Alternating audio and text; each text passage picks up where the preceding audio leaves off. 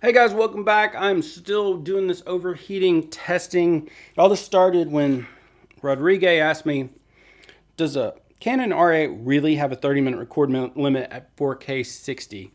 And I was wondering that myself. I thought that was an odd question because I thought it did. And if it didn't, I was going to be really excited. But the problem was I couldn't answer the question. I couldn't answer the question because this camera would overheat before I got anywhere close to 30 minutes. So I sort of got obsessed with that and I did some testing and I'm going to show you what I learned. And it's kind of good news, kind of bad news. So no, it'll become obvious. I'm going to do some tests and they're going to get progressively more ridiculous as we go on. But I just want to answer these questions so we can kind of put this issue to bed one way or the other. And the reason why this matters to me, I think I've told you guys this before. I'm an R5, oops, upside down. I'm a Canon R5 user.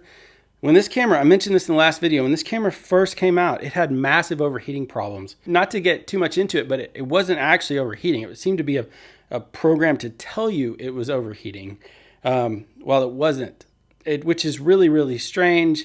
And then 2 years later, they released a firmware where the non-overheating stopped not overheating. It's really confusing. There's a lot of speculation that Canon was coming out with two cinnamon cameras. Ooh, that would smell good.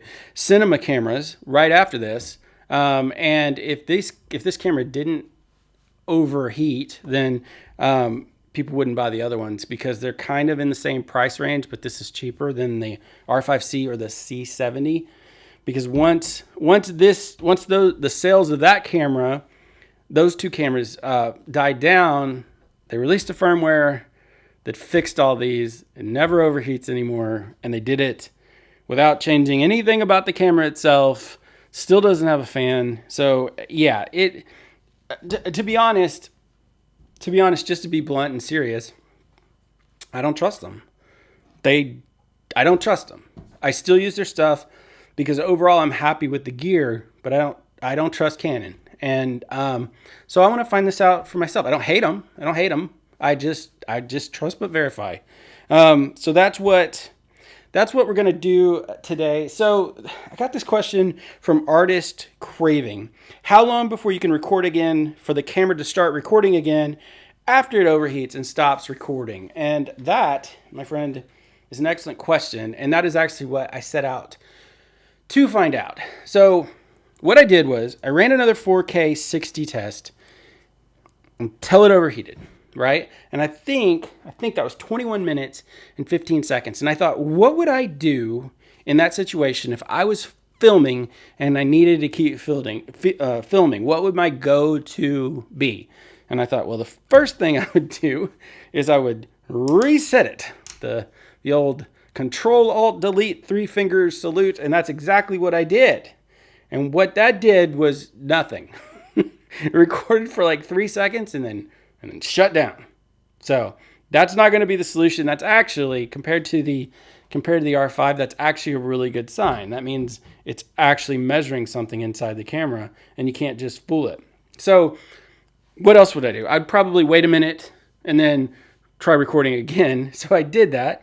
I took a minute off, turned the camera on, and then, oh, by the way, ignore my phone. That's there for my purposes to be able to measure this stuff and remember what the counts are. So I waited a minute and turned the camera back on, and lo and behold, I got 1 minute and 40 seconds of recording. So I was like, that's great. That's really, really good. But what would happen, because the next thing I would do is I would take the battery out. So if I really, really needed to get the camera working again, I would turn it off, take the battery out, and then see if that gets me any time left. Just actually physically let the heat out. And so that's exactly what I did in my next test.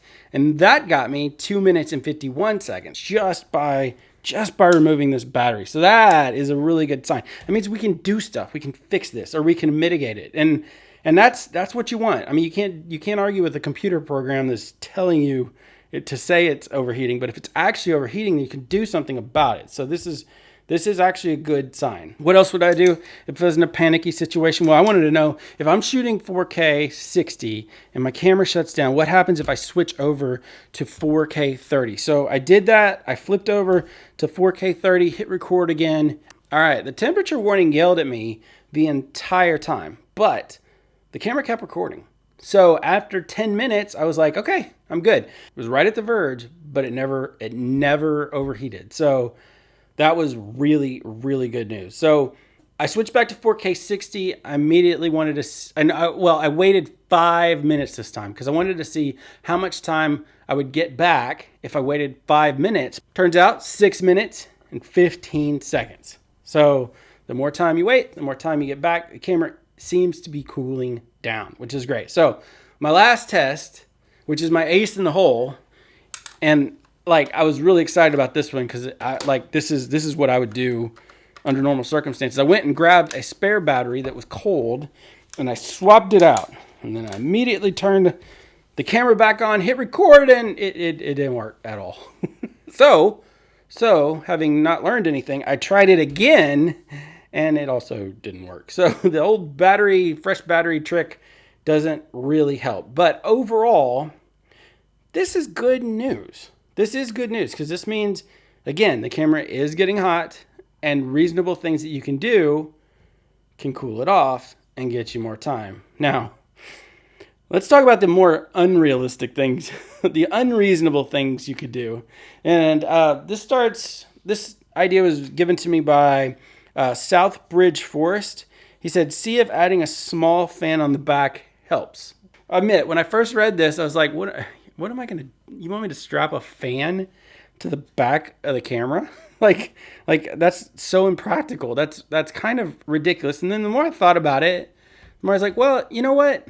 I'm going to give it a shot, except I didn't put it on the back of the fan. And the reason why was when I was touching the camera, there was actually no heat coming out of the back. Like, I don't think that's a good way for it to transfer heat. So I was looking around trying to find the spot where heat was coming, because sometimes it comes out of the tripod mount because that's metal. And what I discovered was right here was the spot the heat was coming out. So I set up the fan right there, blowing directly on that spot, because if I'm going to test it, I want to give it an opportunity to work. And it was a strong fan. It kept trying to blow itself completely off the table. This is why duct tape to the rescue, you know what I mean?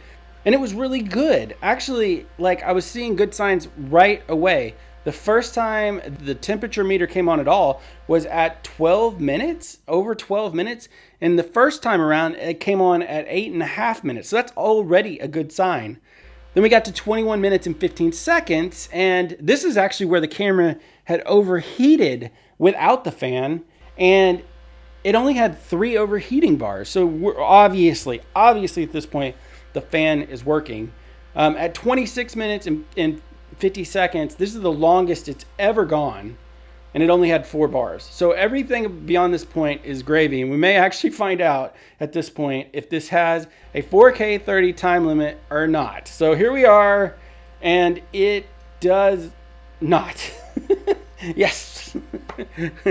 And look, it's only got 4 bars. So that's your answer, Rodriguez. It doesn't have a recording limit. That is fantastic. Also, this fan is working. It's blowing directly into the microphone, so that sounds lovely.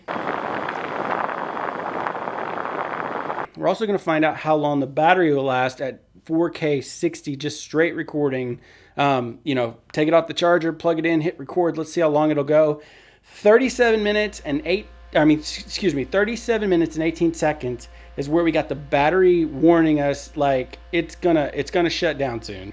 I was hoping the battery would make it to 45 minutes, and it did not. All right, there it is. We have our answer. So that was unreasonable test number 1. Obviously, it was a success. So it got me thinking, what if we put something cold on the camera? So I went to my freezer to try to find something frozen I could put on the camera, and I found the perfect thing. No, not that. Bacon. Is there anything it can't do? So I didn't want any condensation to get into the camera, so I carefully taped up the openings on the bottom. And then I undid the carefully taped up openings on the bottom because I forgot to put the battery in. But once I got squared away and I had my bacon tripod all set up like I wanted, it was time to start our test. Now, I've never doubted bacon in my life, but this was definitely the hardest thing I've ever asked of it. I mean, every protein has its limits, but I will say this. At 30 minutes and 42 seconds, it did overheat, but that was 10 minutes longer than doing nothing. Not bad. Not bad. Even though I don't necessarily feel like this is the spot where the heat transfers in and out, just having it on something cold gets you 10 more minutes. So yes, it overheats, but it is sensitive to anything you do to try to disperse that heat. So that's a really, really good sign. So with the bacon tripod test out of the way, I was like, let's just go straight to it, do the most ridiculous thing I can think of. This one is self-explanatory, except for the Kool-Aid flavored yogurt. There's no explanation for that. That's weird. I put it in the fridge, I shut it down, and when I came back, the camera had not overheated. So it was death by battery at 40 minutes and 22 seconds, which tells you if overheating is going to be an issue for you, you can just move to Wisconsin. You'll be fine. What's the conclusions? What's our takeaway here? It has no recording limit, 4K 60. That's good. Battery life is okay. 40 minutes and 47 seconds in 4K 60 with this crappy little tiny battery is not bad. It's not bad. I wish it was better. It does overheat, but this time it seems like the overheating is real. And you can mitigate it with a fan or, cold weather or bacon. I think Canon can fix this. When I touch this, even when it says it's overheating, it's not. I mean, it feels like any other electronic in use. It does not feel even close to overheating. I think if we make some noise, just like they fixed the R5 over time, every problem people had with this one, eventually they fixed it. I think if we make noise here, they can fix this because I think there's room to improve this. And I think shutting off before it gets to the 30-minute time limit is crazy. You shouldn't have to stick bacon on your camera to make it work. But that's just me. So let's let them know. Let's continue to raise this issue because I don't know if there's anything they can do about the battery, but they can fix this. I feel certain that this camera is not getting hot. I'm just sure of it. It gets a lot less hot than this one does before it pulls the plug on things. So that's it for this one. Thank you for watching. If you didn't find this helpful, or if you found this helpful, please subscribe. If you didn't find it helpful, please leave a comment. Let me know what you want to know. If you'll leave the comment, I'll make the movie. So thank you guys. That's it.